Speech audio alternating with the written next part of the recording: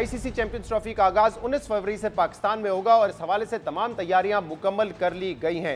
एक चैलेंज ये था कि पाकिस्तान के दो बड़े स्टेडियम्स कराची स्टेडियम और कदाफी स्टेडियम क्या वक्त पर मुकम्मल हो जाएंगे या नहीं, और इस हवाले से तमाम तर नजरें पीसीबी चेयरमैन मोहसिन नकवी साहब पे थी, जिन्होंने दावा किया था कि वक्त पर ये स्टेडियम तैयार हो जाएंगे।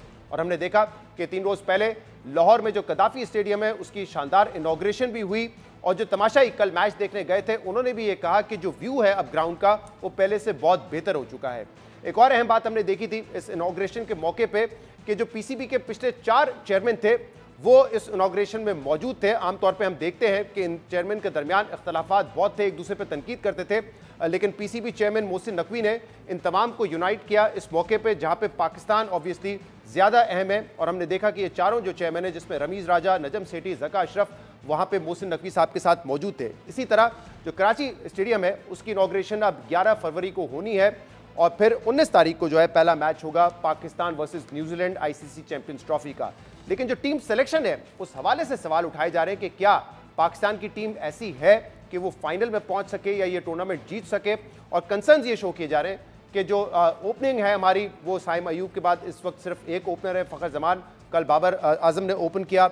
मिडिल ऑर्डर कहा जा रहा है कि इनएक्सपीरियंस्ड है और एक स्पिनर हमारे पास है। तो इस पर हम मजीद बात करेंगे, जिसके लिए हमें ज्वाइन किया पाकिस्तान के फॉर्मर टेस्ट कैप्टन राशिद लतीफ़ ने, और इसके अलावा हमें ज्वाइन कर रहे हैं पाकिस्तान के टेस्ट प्लेयर अहमद शहजाद। आप दोनों का बहुत बहुत शुक्रिया ज्वाइन करने के लिए। राशिद लतीफ़ साहब, तैयारियां तो हमारी मुकम्मल हैं जहां तक ग्राउंड की बात है, लेकिन क्या टीम हमारी तैयार है? क्योंकि कुछ क्रिटिसिज्म हो रहा है कि इस वक्त जो ओपनर है पाकिस्तान के पास वो सिर्फ एक है, बाबर आजम को मेकशिफ्ट ओपनर आपने बनाया है, हमारा मिडिल ऑर्डर इनएक्सपीरियंस है और सिर्फ एक स्पिनर है। क्या आपको लग रहा है कि टीम कमजोर है, या फिर जो हमने फतह हासिल की साउथ अफ्रीका में और ऑस्ट्रेलिया में उसके बाद जो स्क्वाड है वो एक रिलायबल स्क्वाड है हमारा? नहीं, जीतने हारने की बात नहीं है, तैयारी मुकम्मल लग नहीं रही है पाकिस्तान क्रिकेट टीम की। जिस तरह से हमने काफी शोज हो चुके हैं, बातें हो चुकी हैं, यही बात हो रही है कि जो प्लेयर्स हम तैयार कर रहे थे वो हमने ड्रॉप कर दिए और हम फिर बाहर से प्लेयर लेके आ गए।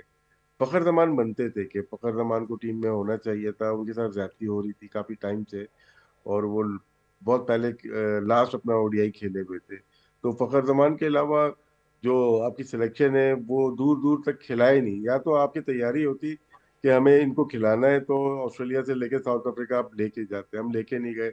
अचानक से सिलेक्शन हमें प्रॉब्लम करती है। अभी नहीं, 2023 के वर्ल्ड कप में देख रहे हैं, 24 के वर्ल्ड कप में देख लें, और उससे पहले भी होता आया है। तो शायद ऐसा लग रहा है कि हम कहीं गुम से गए हैं। शायद हमारे बहुत ज्यादा चेयरमैन चेंज होते हैं, सिलेक्शन कमेटी चेंज होती है, कैप्टन भी चेंज होने लगे हैं। तो मेरे ख्याल से ठीक तरीके से फोकस नहीं है इस वक्त, जिसकी वजह से प्रॉब्लम नजर आ रही है। सही। राशिद भाई, इसमें थोड़ा एलैबोरेट भी कीजिएगा कि कौन से प्लेयर्स ऐसे मिडिल ऑर्डर में मिसिंग है जो कि साउथ अफ्रीका या ऑस्ट्रेलिया में थे। एक तो इरफान नियाजी साहब थे, उनको ड्रॉप कर दिया गया है, इसके अलावा आपको लग रहा है मेजर चेंजेस हैं? न्याजी को बिल्कुल हमने तैयार कर रहे थे, पीएसएल थे वो अच्छा खेल रहे थे, उसके बाद ओडीआई में ट्राई किया, कम बॉल्स मिली उनको खेलने के लिए, जी। चाहे वो साउथ अफ्रीका हो या कहीं पे भी कम बॉल्स उनको मिली है खेलने के लिए।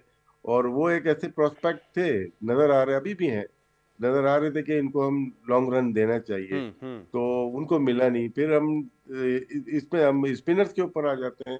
हम कुछ प्लेयर्स को तैयार किया, सुफियान मुकीम हो गया, फैसल अकरम को हमने चांसेस दिए, हम्म। अच्छा परफॉर्म किया उन्होंने, लेकिन अचानक से वो दोनों गायब हो गए। ये शॉकिंग डिसीजन लिए गए अथॉरिटीज की तरफ से या सिलेक्शन कमेटी कह लें, तो वो पाकिस्तान टीम को अब तक तो नुकसान पहुंचा रहे। अब आगे का नहीं पता, लेकिन आज की बात ये है कि पाकिस्तान के पास मिसिंग है, एक ओपनर भी मिसिंग है, मिडिल ऑर्डर भी लग रहा है कि एक्सपीरियंस चाहिए हमें, सही। और स्पिनर तो नजर आ रहा है कि, क्योंकि कल का मैच देखते हैं, कल फिलिप्स ने भी बॉल की, उन्होंने एक विकेट ली, सेंटनर ने दो दो विकेट ली 41 रन दे के। उसके अलावा जो ब्रेसवेल है उन्होंने 2 विकेट ली 41, लेकिन तीनों ने 23 ओवर में हम्म। 100 रन देके 6 विकेट पाकिस्तान के लिए आउट किए। तो आपके टॉप ऑर्डर जो 6 के 6 थे वो सारे स्पिनर्स ने आउट किए। तो हम सही। सोच रहे हैं, वो तैयारी करके आई हुई है न्यूजीलैंड, उनको पता है पाकिस्तानी सरफेस पे रवि रचिन भी बॉलिंग कर सकता है, चैपमैन भी अगर खेलेंगे बॉलिंग कर सकते हैं। तो हम होम जो है, हम शायद भूल रहे हैं कि हर जगह मुल्तान जैसी टेस्ट वाली पिच नहीं बन सकती। सही।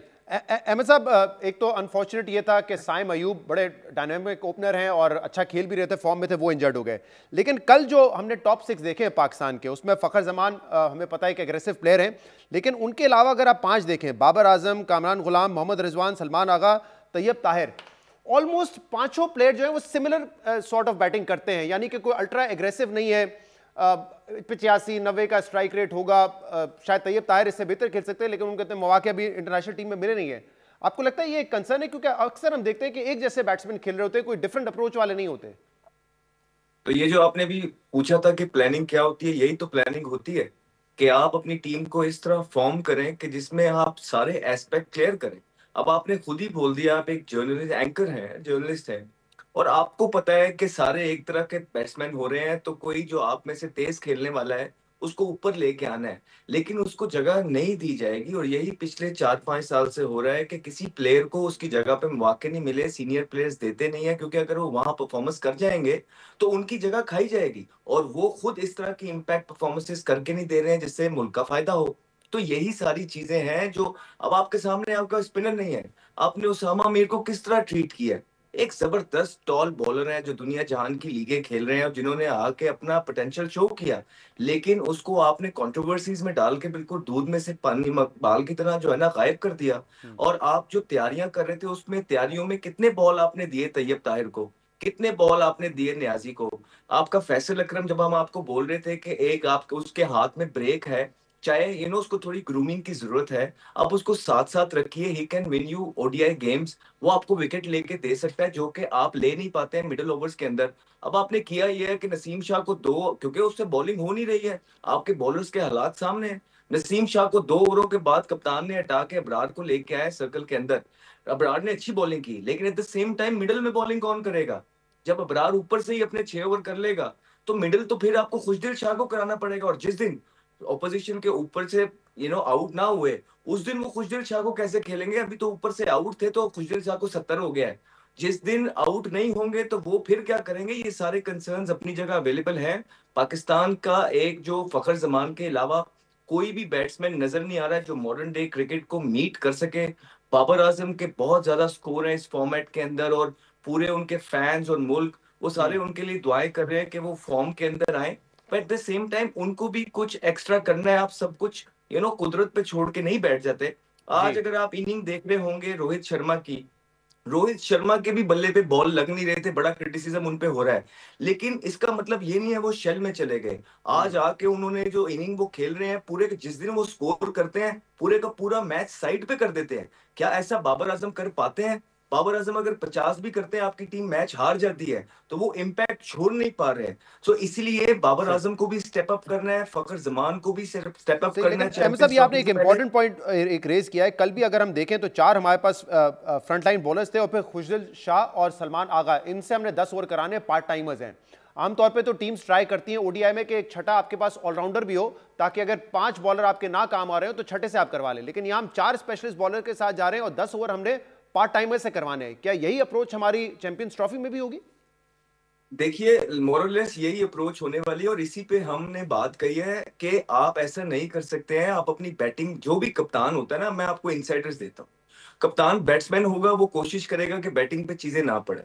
अब मसला ये है कि कप्तान अगर चाह रहा है कि उसके पास इस तरह के स्पिनर्स मौजूद हों जो बैटिंग कर सके, ये बुरी बात नहीं है, लेकिन पाकिस्तान के अंदर इस तरह के कोई स्पिनर्स मौजूद नहीं है। तो आपको अपना प्लान चेंज करना पड़ेगा, आपको अपनी स्ट्रेंथ गेज करनी पड़ेगी और फिर उस हिसाब से उतरना पड़ेगा। ये सारी चीजें थी जो पीसीबी की करने वाली थी कि प्लेयर्स डेवलपमेंट के प्रोग्राम्स होने चाहिए थे, डोमेस्टिक पे जो है ना ध्यान रखना चाहिए था कि ऑलराउंडर्स निकल के आए, बैटिंग स्पिनर्स निकल के आए, लेकिन नहीं है। तो अब जब नहीं है तो आप उसके हिसाब से अपनी टीम फॉर्म करें। अब आप ये देखिए, ये खुशदिल शाह जो है ये एक नए प्रोग्राम से ही आए ना वापस, वो जो हमने एक स्ट्राइक फोर्स बनाई थी जिसमें एग्रेसिव बैटर्स को हम तलाश करने की कोशिश कर रहे थे। देखिए शहजाद भाई, फिटनेस का बहुत अमल दखल होता है 50 ओवर की गेम के अंदर। आप T20 से प्लेयर्स इंपोर्ट करके टीम में डायरेक्ट आईसीसी चैंपियंस ट्रॉफी के लिए डाल रहे हैं, उनकी फिटनेस 50 ओवर की है कि नहीं ये तो देख लें। आप एक्सपोज हुए कल के मैच में, फिटनेस और फील्डिंग पे आपको पता लग गया आपके इब्रार और कामरान गुलाम की थ्रोएं बाउंड्री से पहुंचती नहीं है। इस तरह के आपके हालात हैं और फिर करते ही हैं। देखिए मेरी आखिरी बात सुन लीजिए जी जी। अब होता ये है शहजाद भाई कि ये बैटिंग लंबी करते हैं, राइट। अगर आपके पास उस टाइम पे जब खुशदिल बॉलिंग करने आए थे एक अच्छा स्पिनर मौजूद होता, एक विकेट वहां पे मिल जाती, जब मिचेल और विलियमसन की पार्टनरशिप लगी है तो इतना स्कोर नहीं होता। फिर जब फिलिप्स खेलने आए थे, अगर वहां पे भी आप खुशदिल शाह के ओवर आपने निकलवाने ना होते, वहां आपका मेन बॉलर बॉलिंग कर रहा होता, उसकी विकेट मिल जाती, कभी भी 333 ना होता।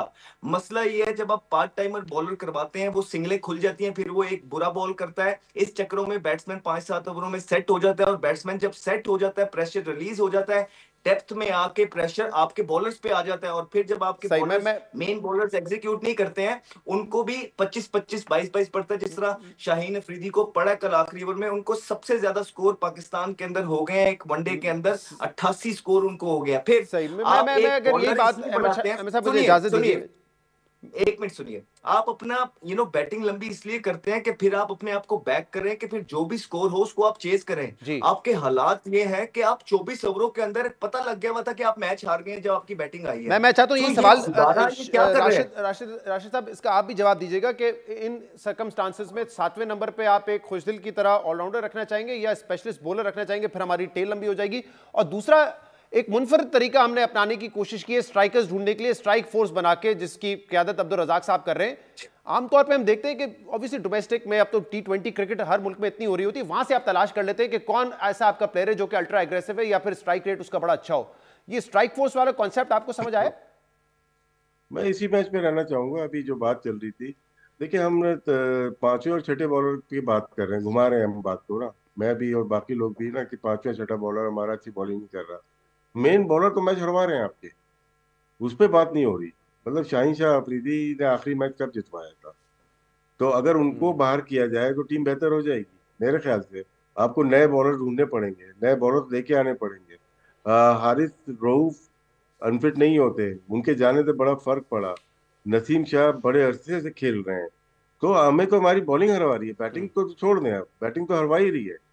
अभी 2-4 मैच जो जीते हैं हारिस रऊफ की बॉलिंग से, साउथ अफ्रीका में जीते, और वहां पे सलमान अली आगा ने बॉल कर दी, साइम अय्यूब ने, 3-4 प्लेयर की परफॉर्मेंस आई है।